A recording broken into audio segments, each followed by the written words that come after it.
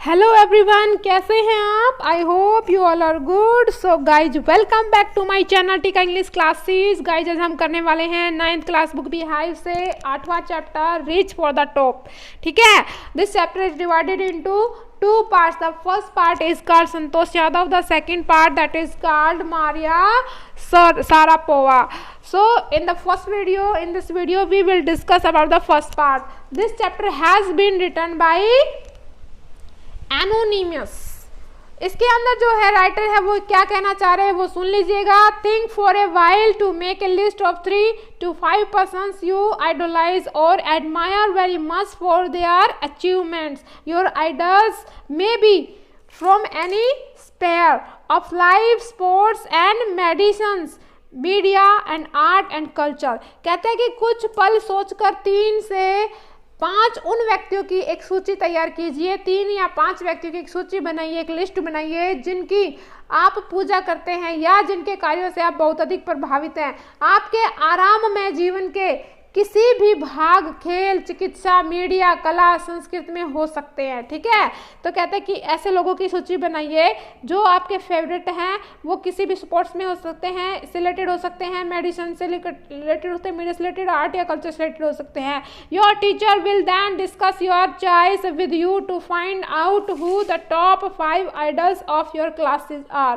कहते हैं कि तब आपके अध्यापक आपकी पसंद की चर्चा करेंगे कि आपके 5 प्रमुख आराध्य कौन है जिनकी आप पूजा करते हैं। तो यहाँ तक गाइज आपको समझ में आ गया होगा कि किस तरीके से जो यहाँ ऑथर है वो क्या बताना चाह रहे हैं। अब चलते हैं हम इसकी वर्ड टू वर्ड एक्सप्लेनेशन पर। कहते हैं the only women in the world, इस संसार के अंदर केवल एकमात्र महिला। कौन सी महिला?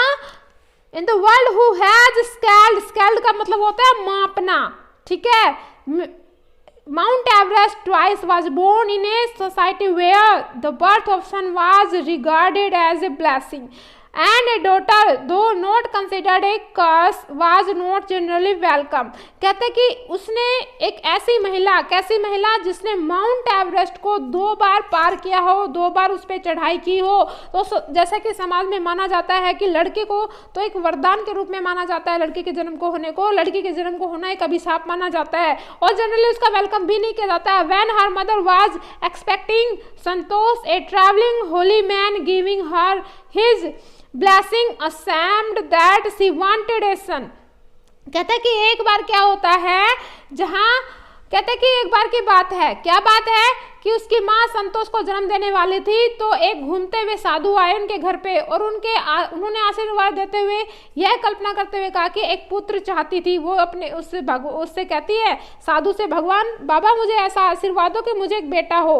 But to everyone surprise the unborn child grandmother who was standing close by told him that they didn't want a son. कहते हैं कि उसके बाद क्या हुआ, किंतु प्रत्येक को हैरानी हुई जब अजात बच्चे की दादी ने जो पास ही खड़ी थी उसने यह कह दिया कि वे पुत्र नहीं चाहते। देखो बेटा, कई बार क्या आता है, जैसे कि बाबा वगैरह आते हैं ना जो घूमने वाले होते हैं, हाथों में लोटा रखते हैं। अब हर बाबा तो क्या है अच्छी भावना वाला नहीं हो सकता। कहते हैं कि अब ये जैसे कि मांगने के लिए आते हैं, अलाख निरंजन बोलते हैं, समथिंग बोलते हैं, तो इस तरीके से उनके घर पे एक बाबा आते हैं और कहते हैं कि बाबा मुझे ऐसा आशीर्वाद दे कि मुझे लड़का ही हो। तभी अचानक से उसकी जो सास होती है, उस अजन्मे बच्चे की जो दादी होती है, उस बाबा के पास आकर कहते हैं कि बाबा हमें पुत्र नहीं चाहिए, हमें तो पुत्री चाहिए।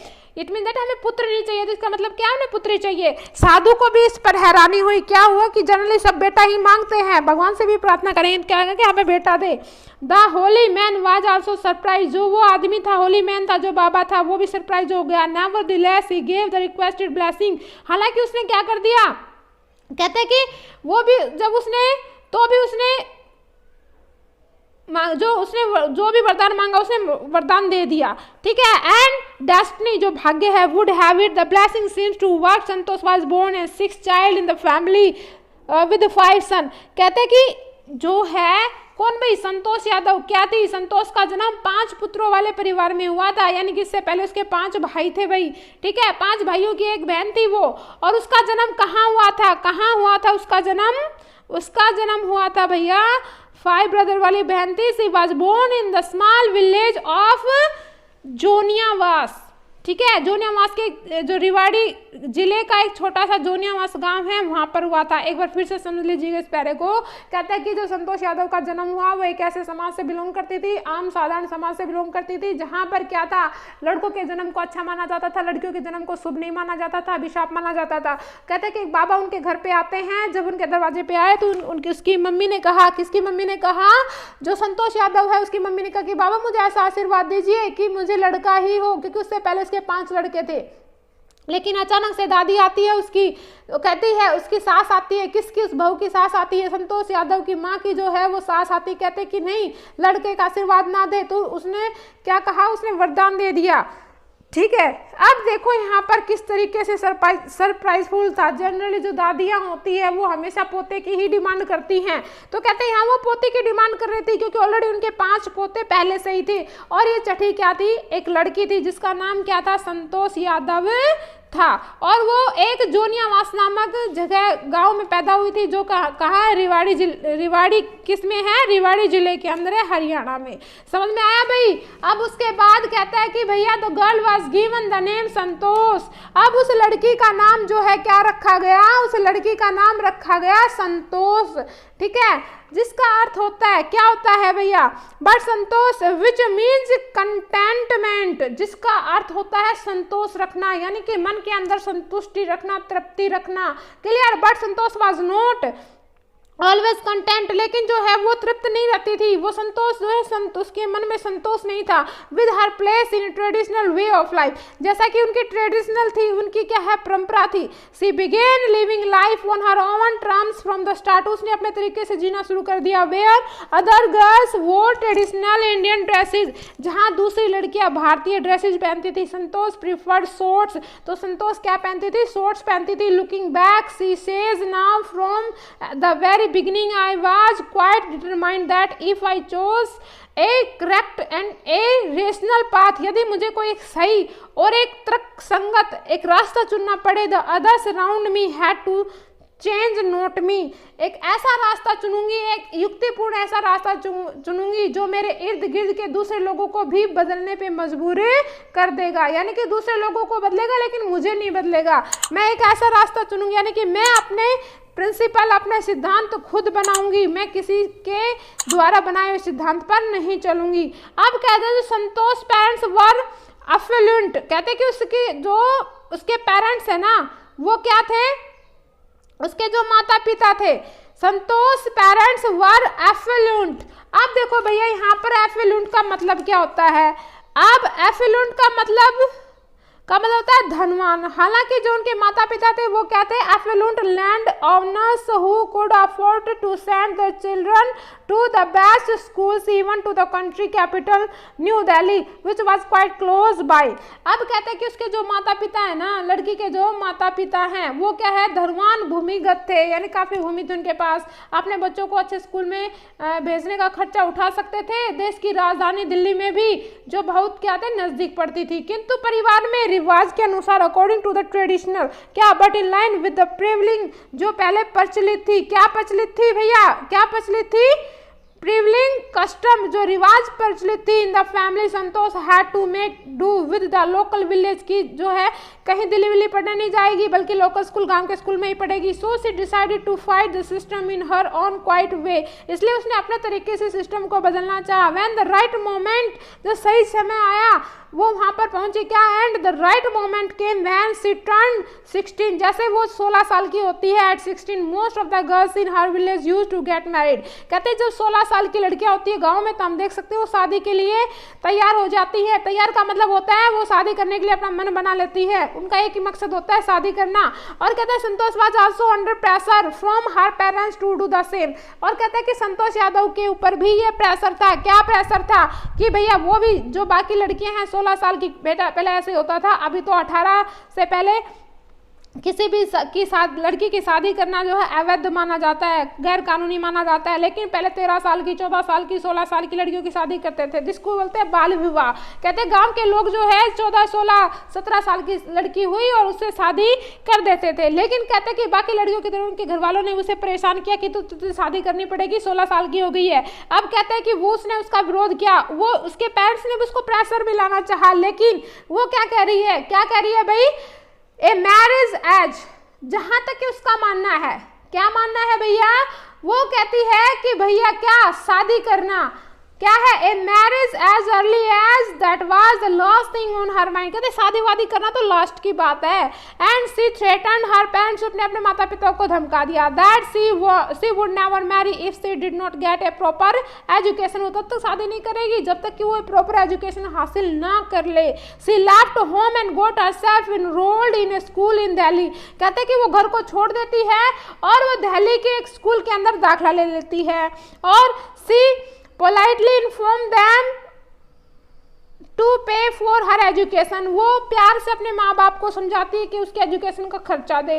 She politely inform them, उनको इन्फॉर्म करती है। और यहाँ तक कि of her plans to earn money by working part time, कहते पार्ट टाइम जॉब करके जैसे तैसे ट्यूशन वगैरह लगा के समथिंग कह सकते हो आप। कहते हैं कि वो पैसा इकट्ठा करती है और अपनी फीस जमा करती है। जब उसके पेरेंट्स ने उनको क्या कर दिया, टोटली मना कर दिया। हर पेरेंट्स देन एग्री टू पे फॉर हर एजुकेशन। कहते हैं स्टार्टिंग में तो उसके माता पिता जो है उससे एग्री नहीं थे। जब उन्होंने ये लगा कि हाँ भाई लड़की अपनी एजुकेशन को आगे खुद बढ़ा सकती है, तो बाद में क्या होते हैं, उनके पेरेंट्स जो है वो खुश हो जाते हैं और उसको क्या खर्चा देने के लिए सहमत हो जाते हैं। Wishing always to study a bit more with her father slowly getting used to her urge for more education। कहते हैं कि सदा यह इच्छा लिए हुए कि वह कुछ ज्यादा पढ़ेगी, अधिक शिक्षा के लिए उसकी लालसा है। कहते हुए धीरे धीरे जब उसका पिता आदी होने लगा तो संतोष ने हाई स्कूल की क्या है परीक्षा पास कर ली। ठीक है, कहते अपने पापा को हमेशा कहती थी कि मैं बहुत ज्यादा पढ़ूंगी, कुछ बनूंगी। और धीरे धीरे उसके पेरेंट्स भी ये बात सुन के आदी हो जाते हैं। संतोष हाई स्कूल की एजुकेशन जो है पास कर लेती है और जयपुर चली जाती है। ऐसी ज्वाइंट कहाँ, महारानी कॉलेज में ज्वाइन कर लेती है, महारानी कॉलेज में दाखिला लेती है। Got a room in Kasturba hostel, Kasturba जो हॉस्टल है वहाँ पर उसे एक कमरा लेती है। संतोष रिमेंबर्स कस्तूरबा होटल फेस। जो संतोष है वो क्या करती है, याद करती है। क्या याद करती है, उसे याद आता है कस्तूरबा हॉस्टल अरावली पहाड़ियों के सामने पड़ता था। कहाँ आता था, अरावली की पहाड़ियों के सामने आता था, अरावली हिल्स।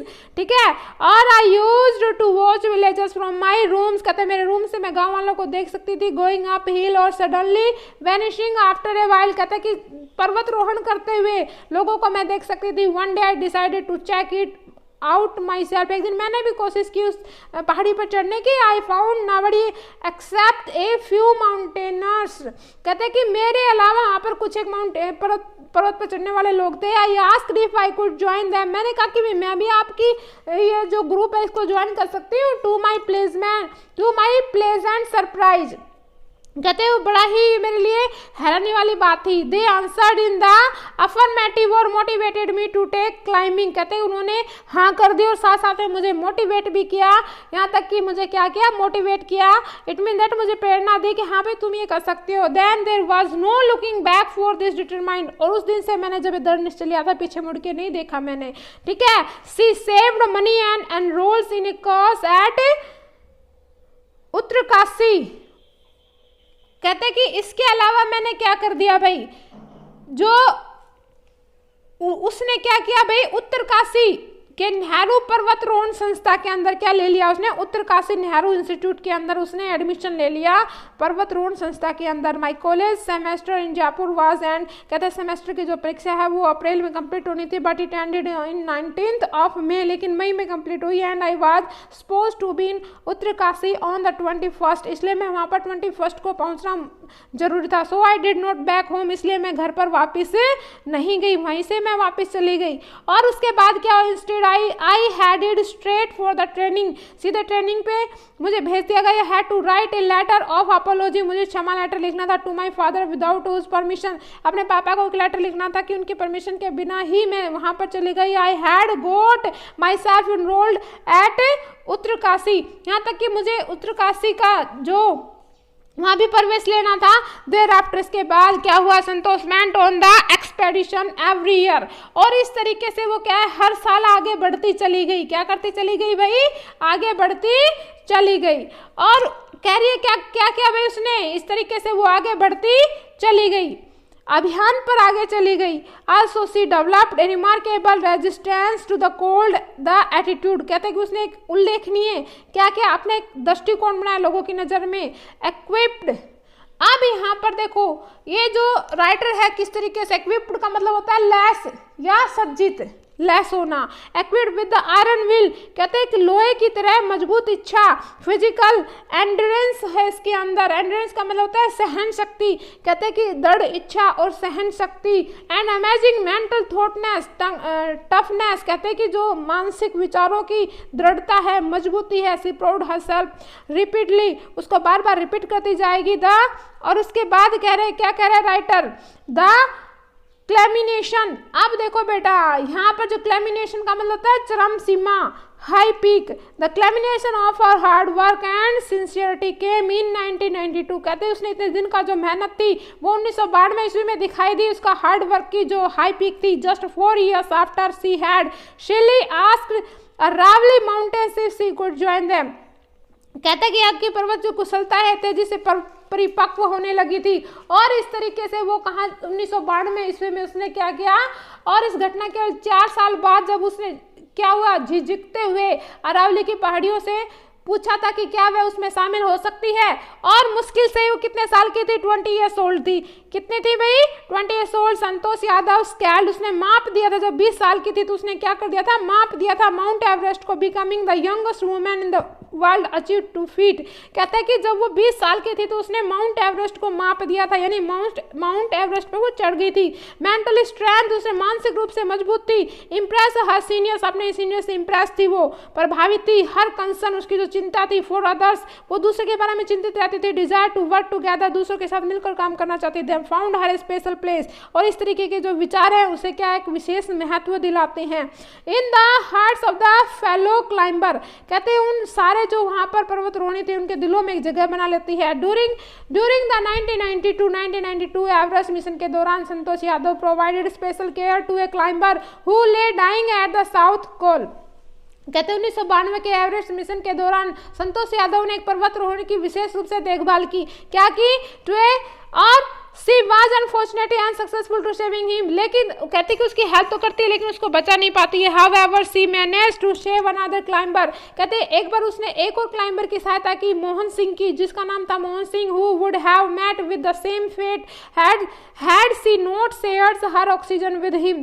कहते कि यहाँ तक कि अगर उसे मोहन सिंह को बचाने में सफल रही कि उसने क्या किया, अपना खुद का ऑक्सीजन को भी, अगर वो चाहती तो अपने ऑक्सीजन को भी नहीं बांटती, लेकिन वो उसको बचा लेती है, उसको ऑक्सीजन शेयर करती है। ठीक है, विद इन 12 months, 12 महीनों के जो है के अंदर Santosh found herself a member of an Indo Nepalese women's expedition that invited her to join them.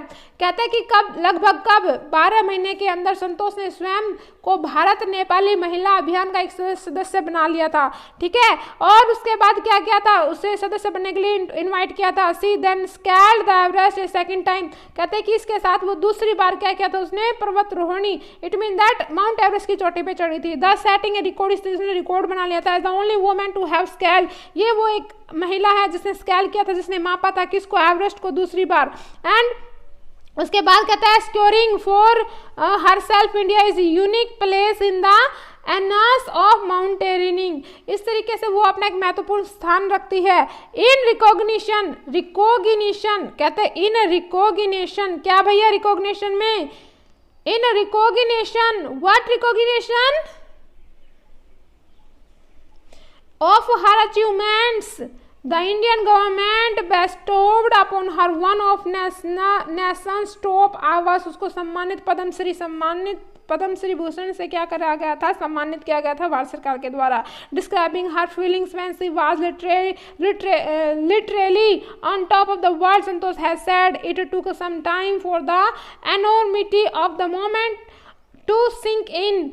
कहते कि जब उसने क्या किया था, जब वो पर्वतारोहण पे गई थी, इट मीन दैट उसने क्या किया था, वहां पर जाकर के विजय प्राप्त की थी और अपने लिए भारतीय पर्वतारोहण के इतिहास में अद्वितीय स्थान कर दिया था। ठीक है, उसकी सफलता के सामने भारत के उसे क्या मिला था, पद्मश्री का क्या मिला था, अवार्ड मिला था।